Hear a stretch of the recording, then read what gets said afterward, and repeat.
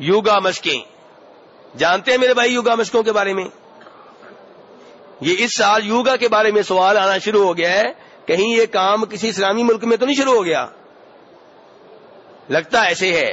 پہلے کبھی سوال نہیں آئے, اس دفعہ یہ سوال آنا شروع ہو گیا ہے. تو میرے بھائی یوگا مشقیں جو ہیں ان کے بارے میں اگر آپ دھیان سے پڑھیں, ہندوؤں کی کتابیں پڑھیں جن کا ترجمہ عربی وغیرہ میں ہو چکا ہے, تو ان سے پتا چلتا ہے کہ یوگا مشقیں صرف ایکسرسائز نہیں ہیں, ان کا تعلق ہندو دین سے ہے. یہ صرف کھیل نہیں ہے, یہ صرف ورزش برائے ورزش نہیں ہے, اس کے پیچھے دین ہے, اس کی بنیاد دینی ہے, اور اس میں شرک بھی موجود ہے. سورج کو سجدہ کیا جاتا ہے, اور پھر اس میں ننگا پن بھی ہے, اور اس میں ہندوؤں کی مشابہت بھی ہے.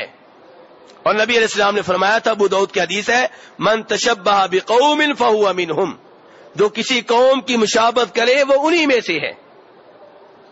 تو اس لحاظ سے بھی میرے بھائیو یہ کیا ہے؟ غلط ہے. اور پھر یوگا میں یہ چیز بھی ہے کہ آپ کو اپنی نگاہیں سورج پہ ٹکانا ہوں گی, اور اس سے آنکھوں کو نقصان پہنچتا ہے, اور یہ جسم ہمارے پاس امانت ہے, اسے نقصان پہنچانے کی اجازت نہیں ہے.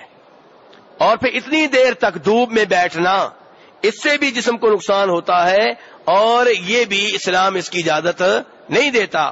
نبی علیہ الصلوۃ والسلام کے زمانے میں آپ خطبہ دے رہے تھے تو مسجد کے باہر دیکھا کہ ایک آدمی دھوپ میں کھڑا ہوا ہے خاموش. آپ نے کہا بھئی اسے کیا ہوا ہے؟ تو آپ کو بتایا گیا کہ اس نے منت مانی ہوئی ہے. دھیان سے میرے بھائی, دھیان سے یہ حدیث سننے والی ہے. آپ کو بتایا گیا اس نے منت مانی ہوئی ہے. منت کیا مانی ہوئی ہے جی؟ منت اس نے یہ مانی ہے کہ میں نے دھوپ میں کھڑے رہنا ہے, سائے میں نہیں جانا, اور میں نے بیٹھنا بھی نہیں ہے, میں نے گفتگو بھی نہیں کرنی.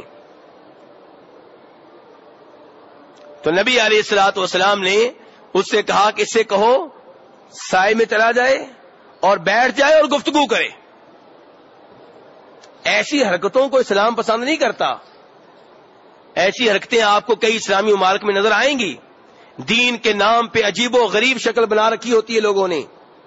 وہ دین جو طہارت کا حکم دیتا ہے, اس دین میں جن کو پیر بنا لیا گیا ہے ان سے بدبو آ رہی ہوتی ہے. غسل جو نہ کرے وہ سب سے بڑا پیر ہے, جو ننگا رہے وہ اس سے بھی بڑا پیر ہے, جو چرس پیے وہ اس سے بھی بڑا پیر ہے. یہ آج کل ولایت کی نشانیاں بن گئی ہیں. جبکہ نبی علیہ الصلوۃ والسلام نے اس عظیم صحابی کو جو دھوپ میں کھڑے ہیں, گفتگو نہیں کر رہے اور بیٹھ نہیں رہے, آپ نے انہیں ان کاموں سے روک دیا. تو بہرحال میرے بھائی کہنے کا مقصد یہ ہے کہ یوگا مشقیں جو ہیں ان کا بھی ہندوؤں کے دین سے تعلق ہے. ان کے صوفیوں نے چیزیں نکالی ہیں اور یہ درست نہیں ہے.